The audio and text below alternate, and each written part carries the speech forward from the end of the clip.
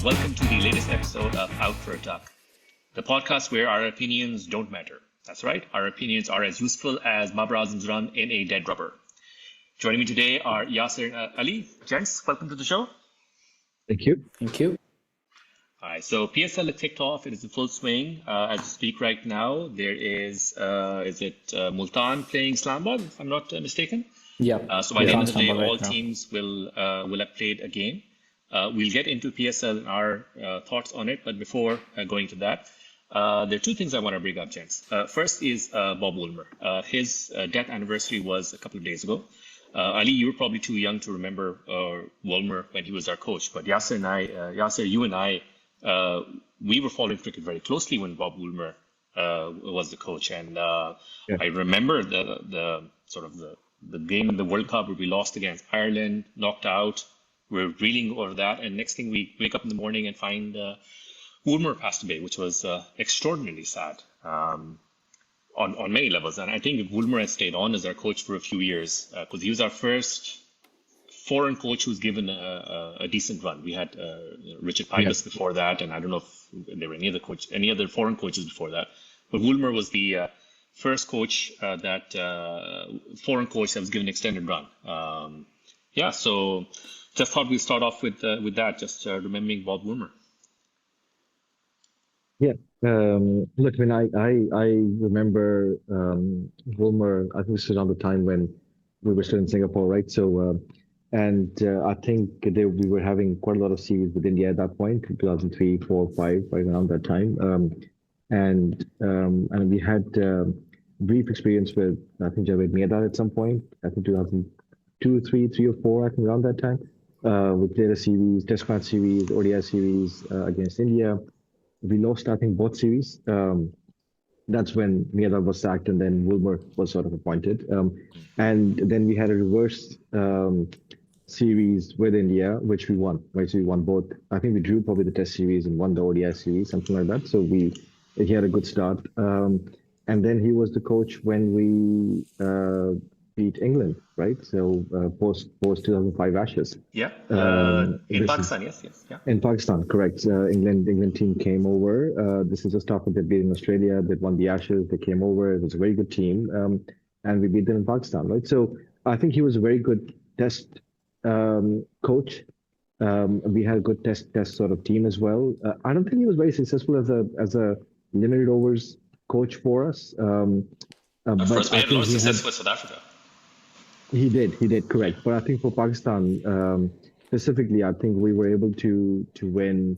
We became a much better Test team under Woolmer than a good sort of ODI or limited overs team. And obviously that also resulted in the 2007 World Cup, which was a disaster for us. I think the ODI World Cup, and I think just after that, I think he passed away as well, or around the time when we in the middle of it. So 2007, in the middle of we that lost World Cup, against correct. Ireland, which was our, I don't know, it was our first or second group game, then the next day in the morning. So morning was morning for us. Sometime middle of night after the game. I think he passed away on that same day after the game at some point. Yeah. Something like that. You're right. So I think he look. I mean, I think he had a very positive influence. I remember like his time as Pakistan team's coach, taking out the 2007 World Cup aside. I think in general he was a very positive influence. He worked very well with players, and I think there weren't a lot of or his management. I think was reasonably sort of good. The team did develop under him, especially the test team. I think they developed, I think, very well under him. So yeah, I mean, he was a good coach for Pakistan, right? So I remember him quite fondly.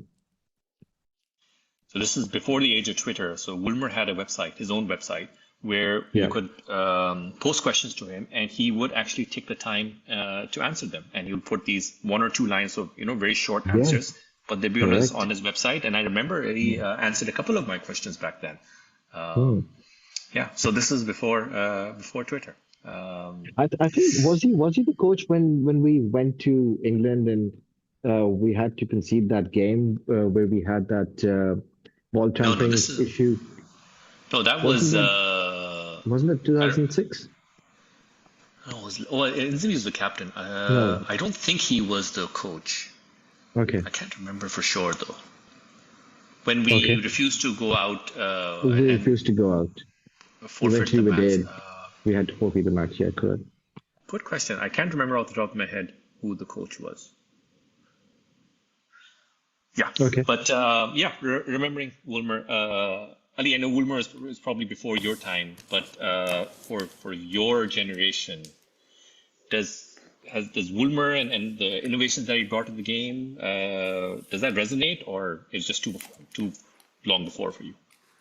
So from what I've read about his approach, right, he brought a lot of other sports kind of mentalities and approach to cricket, which I wish would have lasted until now. So one of them was stress testing players and testing them under high pressure environments.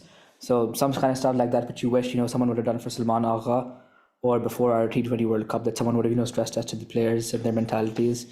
His earbud stuff. What else did he do? I think that he was kind of the T20 coach before T20 coaches. From what I understood of it, was that he was the pioneer of data-driven decision making and really looking at the stats and not just how Gautam Gambhir characterized it as a ego play. And Gautam Gambhir, if you saw his when Gautam Gambhir was giving one of those press interviews, he said that everything is just a gut call for me. No numbers, no none of that. It's but Yeah, speaking of Gautam Gambhir, sort of moving on, the other thing I just wanted to quickly touch on is basically a rant from my side, is this latest comment from Sunil Gavaskar. So just for a little context, there was a lot of going into the auction for 100. There was a lot of talk about Pakistani players not getting selected by teams that are owned by Indian owners, or basically IPL team owners who also have teams in the 100. Leeds eventually bought Abrar in the auction, and that was sort of hailed as, okay, that's a little bit of comfort for everyone that Pakistani players are not going to get unfairly excluded. And then Sunil Gavaskar, in my opinion, came out and said something utterly stupid, that IPL teams buying or playing for Pakistani players, or putting Pakistani players on the roster is equivalent to, I don't know what exact words were, but something along the lines of it's contributing to the death of Indian soldiers, which I thought was extraordinarily naive and frankly stupid. And I don't remember him coming out and having an objection when ICC forces Pakistan and India in the same group. And I did a little bit of research on this. They've been doing this deliberately since 2012, 2013. So every ICC tournament, Pakistan and India are grouped together deliberately. So there's always a Pakistan-India game, which then drives additional revenue, which then gets distributed to all the teams. I think that probably has a far greater impact on our coffers than Leeds paying for Brar. Or in this previous Asia Cup, where Pakistan and India the grouping system was designed so that ideally Pakistan and India there'd be 3 Pakistan and India games throughout the series, provided both reach the final. I didn't hear any objections then, but on this he decided that he needed to voice out. So that's my rant on this. I'll open it to you if you guys want to add to that, but I just wanted to rant that out. No, I agree. I think you summed it. I think you summed it up really well. That's exactly what happened. It doesn't seem like he thought through what he was saying, because seriously, I mean, that was £190,000 Abrar Evans getting. Okay, how much that's going to go to the Pakistani government? We get a 10% pool of all the ICC games.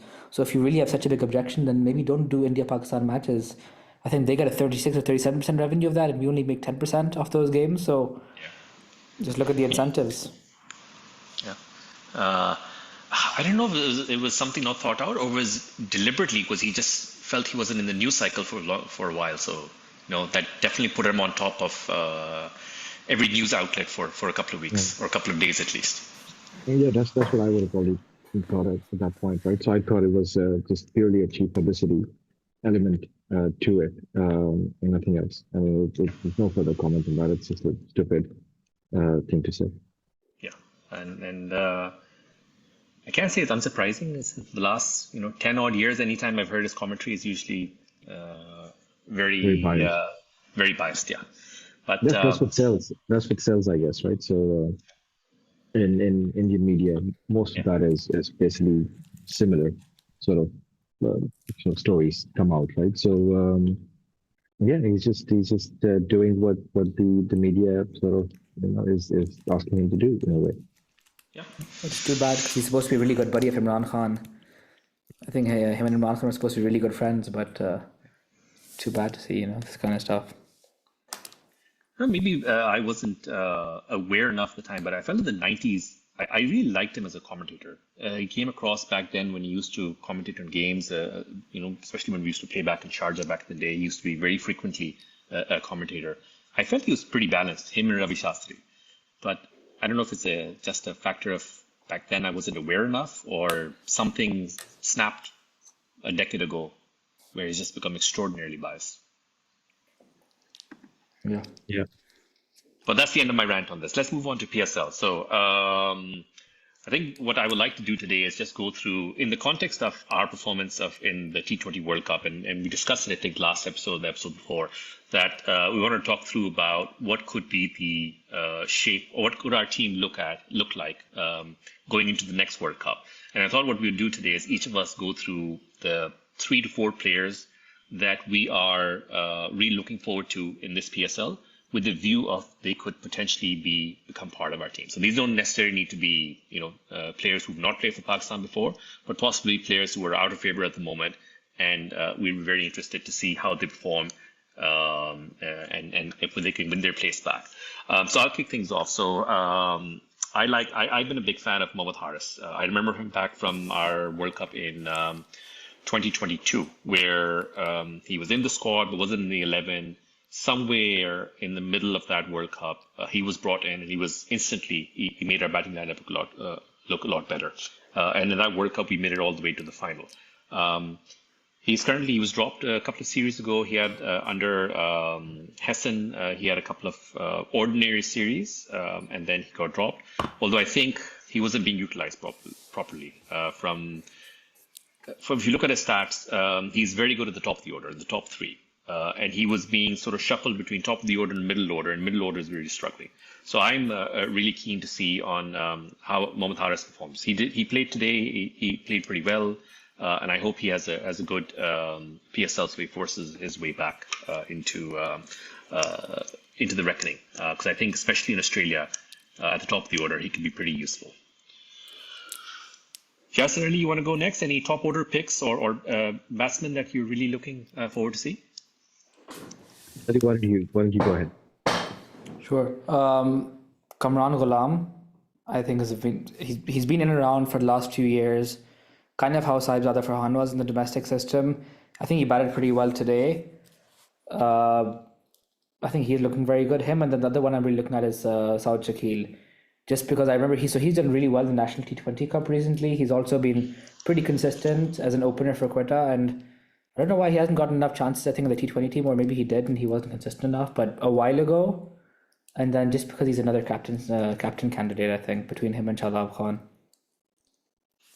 We'll come to Shadab because I have some thoughts on that as well. But just Saud Shakil and Kamran Ghulam, both are very consistent performers at the domestic. And both have forced their way into the test team on the weight of runs. Are they suited for T20?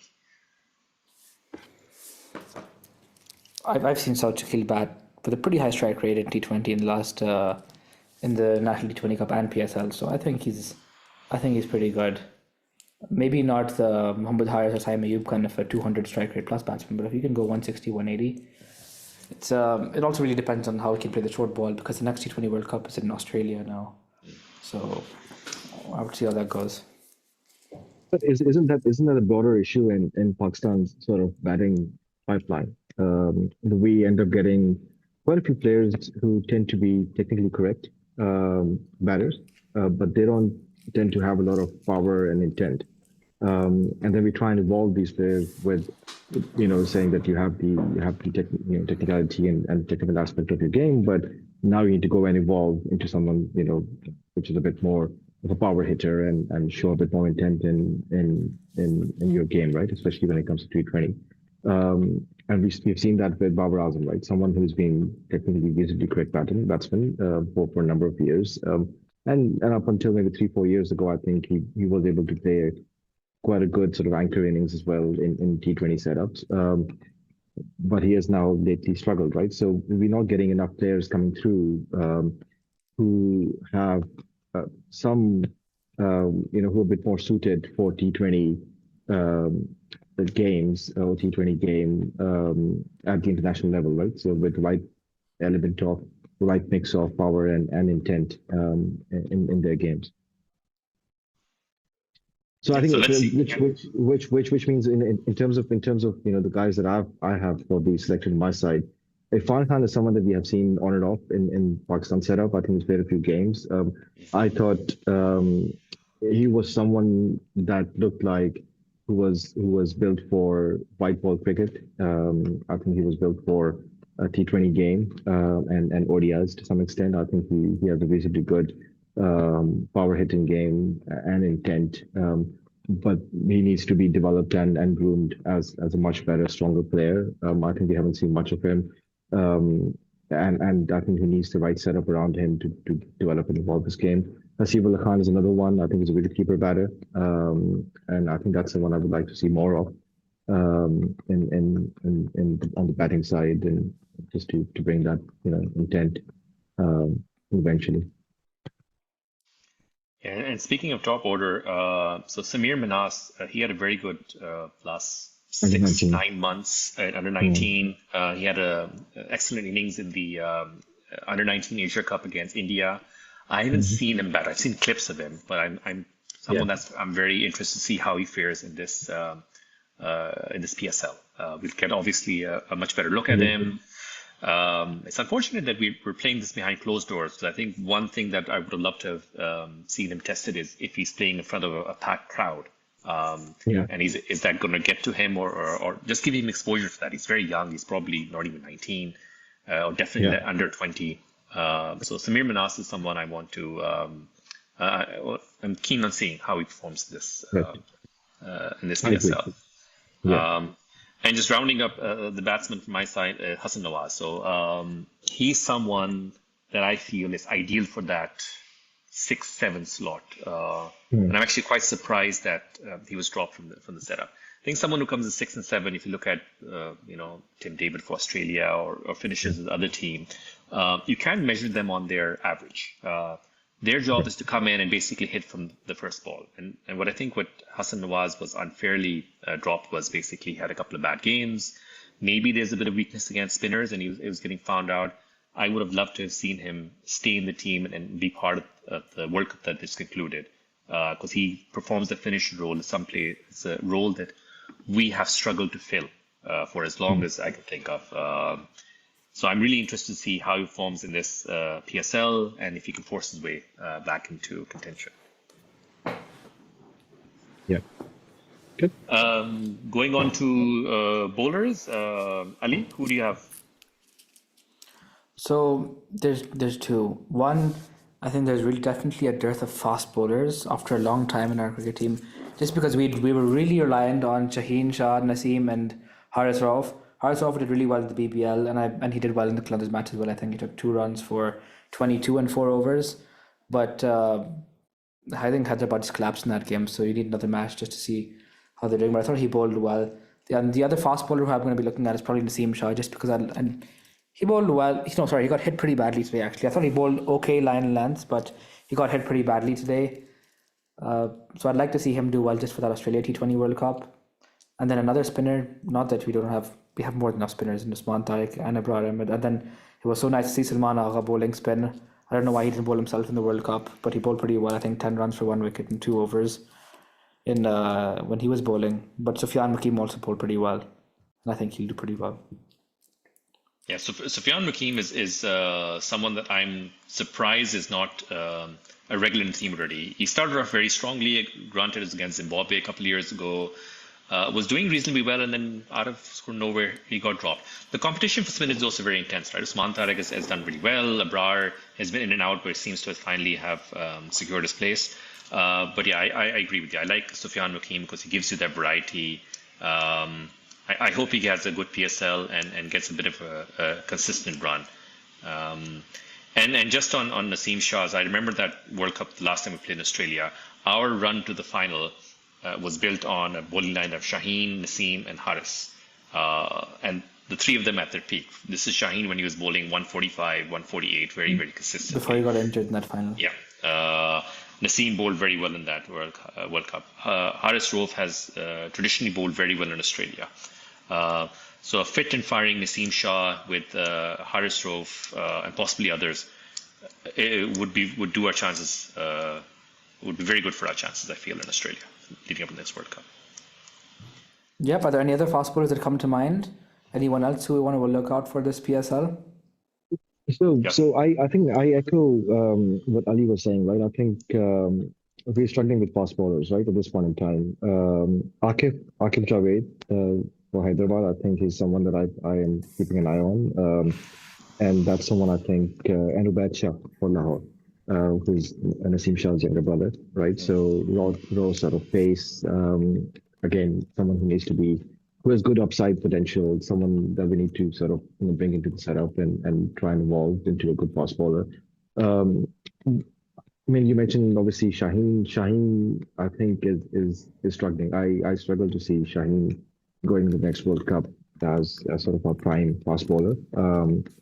Haris should be there. Haris, the only issue I have is he sometimes in pressure sort of games, and it hasn't happened just once or twice. It has happened quite a few times where I think you were expecting him to come out and bowl like a senior fast bowler, and he has sort of crumbled under pressure, right? So Naseem Shah probably, I think, more skillful than Shaheen and I guess Haris, but he has lost quite a lot of his pace, right? So he doesn't look as fit, and he doesn't have the same sort of pace behind him as he used to have probably 3-4 years ago.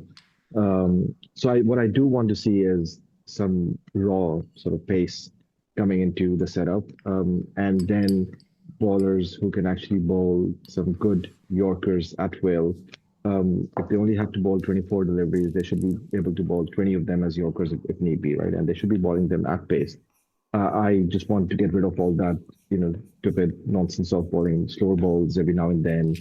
Variations are good to have, but have variations which fast bowlers should have. Ball bouncers, ball Yorkers, right, at pace. And that's where I think we have struggled, in our fast bowling sort of reserves and setup. I think too many of these bowlers have tried to become, they've tried to move away from fast bowling into someone who's a bit more of a variation bowler, right? So I think if we wanted a slower ball bowler, we would probably have a slower ball bowler. We don't need fast bowlers to be bowling slower balls, right? So that's my take on it. I think I really want to see some proper fast bowlers coming through, and then them trained and properly set up to be able to bowl most of the deliveries as Yorkers if they need be. Yeah, slower ones, I agree. It's as a changeup is good, but when you're bowling 4 slower ones in an over, I think then you start becoming too predictable. Talking about pace and all that, we've seen that Shaheen's pace has dropped a lot. Naseem's also doesn't look as fit. Haris, I agree with you. Haris Rauf, he does go for runs. Sometimes it looks like he's not thinking or he's not sticking to plans, but his pace is never. He consistently bowls, close to 150. In Australia, he goes over 150. That's something that aggression I really like about him. It just needs to be channeled slightly better, and channeled to the point where he's not ruined. They don't ruin him by trying to make him bowl variations and all that. Just being sticking to his field. But speaking of fast bowlers, the bowler that I initially being selected, I'm very glad that eventually he gets selected is Shahnawaz Dahani. He was doing very well a few years ago. Was on the fringes of the national setup. Played a few games. And then sort of fell away. I don't remember him getting any serious injury. But he kind of fell out of contention. So I'm really looking forward to how he performs here, because he's a little bit like Haris Rauf, that there's a bit of aggression to him. There's a little bit of what they call aggro to him. He gets in the batsman's face. He gets animated. He has good pace. Hopefully, he hasn't lost his pace. So someone that I would be very keen to see how he does. And I think he has the ingredients to play for Pakistan regularly across formats. But hopefully, he can now realize some of that potential. Before we conclude this episode, so Ali, you spoke about Saud Shakir as a possible captain's candidate. Another name I'm going to throw out there is as a possible captain is Shadab. Is that Yasser, you're going to have a lot to say about this, but Yeah. Tactically, he's done very well over the last few years for Islamabad. And bowling wise, since he's come back from his injury, it's been hit and miss. There are games where he's bowled very well, but then in the World Cup, there were games where he bowled pretty poorly. Mm. But I think his role in the team needs to evolve a little bit. He should be played as more a batsman who can bowl rather than a bowler who can bat. Because as a batsman, not a top order batsman, someone's like coming at 5 and 6. He's done pretty well when he's come at that 12, 13, 14 over mark of getting a move on immediately. He did this also pretty well in BBL. He did this. We saw glimpses of this in the lead up to the World Cup and the World Cup itself. That he's able to come in, and he can come in also when we've lost a couple of early wickets and you need to rebuild the innings. But also if he's coming in at the 14, 15, 16th over mark to get a move on immediately. So I think if his role evolves a little bit, the team tactically he's strong. But I'm struggling with all the possible captaincy candidates. You've got Salman Agha, you've got Rizwan before that. Is that tactically they're pretty weak. And in case of Salman Agha, it's also questionable whether he deserves a place in the team on merit. So Shadab as a captaincy candidate, I'm going to be curious to see how he does in this PSL, and whether or not that can translate into possibly becoming a captain for the team for the T20 setup. I'm going to open it up to you guys. I know Yasser, you're itching to. No, I'll let Ali go first. I think Ali had a different candidate for No, captaincy. I was curious to see how Saud Shakil fared. I think so. He did pretty well in the National T20 Cup in the semi-final under pressure, right? I think he made 45 or 44, and really crucial runs over there. And just generally, I think he's quite a cool-headed, sensible captain. Not that I don't like Shadab though. I'm also pretty happy with Shadab just because I think he takes initiative. I think he's proactive in his field set, and he's pretty aggressive as well. Maybe he crumbles under pressure sometimes, but generally I like him as a captain just because he takes a bit more initiative than the other candidates. Well, I mean, look, my view is, I mean, recently in let's say last couple of years, I think that he's been around the setup. I think he hasn't performed as a player, right? So or hasn't performed as well as a player. Um, Even as an all-rounder, I think if he's playing as an all-rounder, he for his bowling, he gives away too many runs, especially in crunch games. And you don't want someone as a captain who's not mentally so strong. You want someone who the team can rally behind, right? So Shadab, I think for me as a character, he's got a weak character from mental standpoint of things, and which is why I don't think he's the right candidate. Saud appears to be slightly better from mentally strong standpoint, but I don't think he's there yet for his game to be considered in the T20 setup right at this point in time, unless his game evolves significantly between now and next 2 years when we have to go for the next World Cup. So I think captaincy is a question mark for me. I just don't see yet who could be a good candidate at this point. Yeah, so you have to give us a name. to- We put names forward. You have to give us a name. Well, I mean, I don't know. It's a difficult one. I just don't see, and one of the core issues that I've had with Pakistan teams, especially over the last 15, 20 years, is that we have become mentally a very weak team, and we just don't have players coming through our domestic setup that when they get to the top, they are not just technically sound in their game, but also mentally very strong in their approach to how they will see the game through, right? So and they don't then evolve, right? So when they come in the setup, they're there for a few games, for a few series. They'll have one-off good series, and then they'll sort of fall away, right? So I am struggling. I just don't see who the next captain should be. Shaheen, probably not. Again, another sort of person that I struggle to see him getting to the World Cup as our lead sort of bowler. Harris, I think, will probably have a better chance of playing in Australia than Shaheen in 2 years' time. Naseem may or may not be there in the squad at that point, but maybe there for his experience. I just don't see it. I just don't know what the team would look like, and who the best candidate would be at that point. So I'm struggling to see it this way. Yeah. So another name I'll throw there out there as let's say a short term. So let's say for the next 2 years leading up to the World Cup, Fakhar Zaman. Yeah. Experienced player. You would say that I would say he was a guaranteed starter, although he goes hot and cold. He has really good innings, and he'll go months where he'll look completely out of sorts, and then he'll play fantastically. Has captaincy experience. He was captain on one of the seasons for Lahore Qalandars, but he wasn't a very successful captain. Right. But as an interim measure, so I think we talked about this in one of the episodes, is that your captain needs to either be an automatic selection of the team as a player, or a tactically strong player that you're fitting in who is a good player, but is tactically very strong. So you're willing to say, okay, even though he's not the best player because he's tactically strong, we'll make him the captain. Fakhar, I think, fits the first bill. That if he plays like the way he played in that last game against Sri Lanka, if he plays like that, you would say that he's an automatic selection, and is experienced, and as an interim measure for leading up to the next World Cup, possible captain candidate. See, so the thing is, I mean, Shuman Ara, right? So I think he can improve.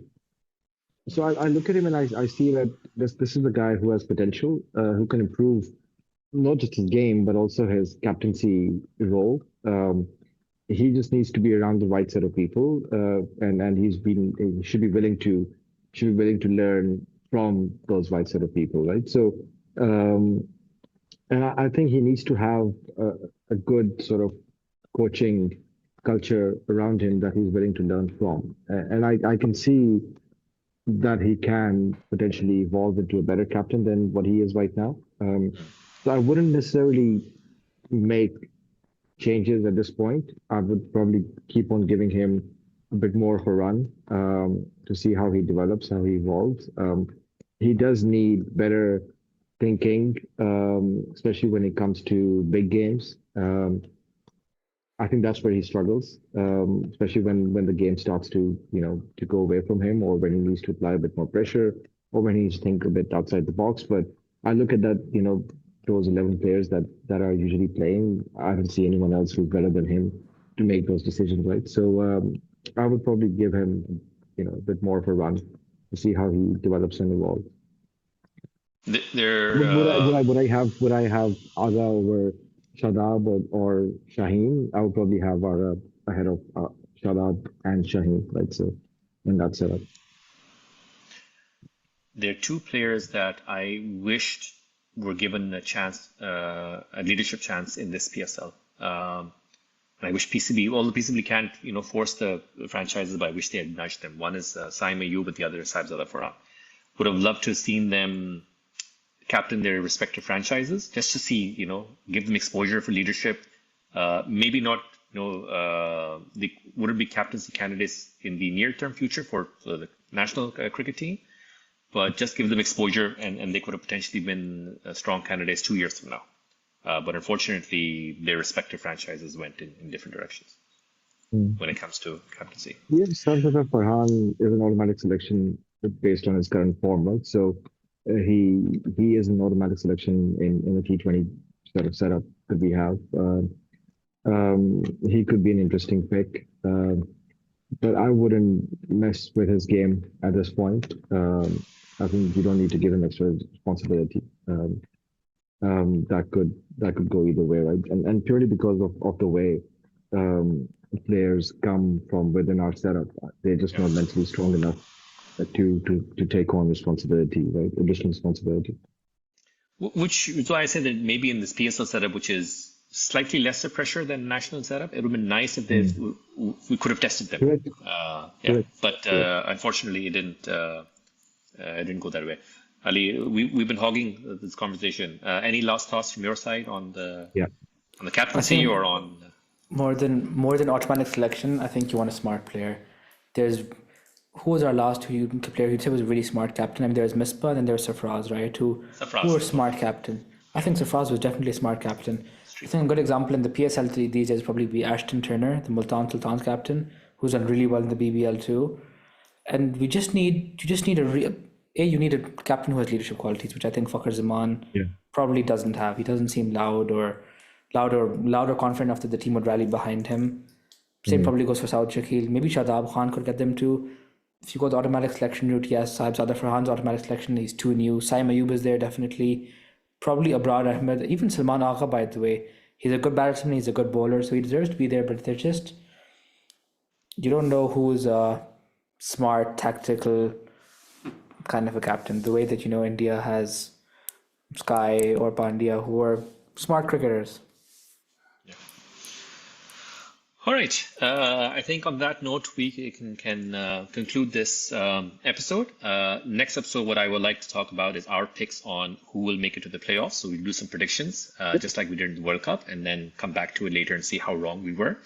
But Chance, thank you so much for joining. And for everyone who tuned in, thank you so much. If you liked this episode, please hit a like. If you enjoyed the style, please hit a subscribe. Thank you. Thank you. Thank you.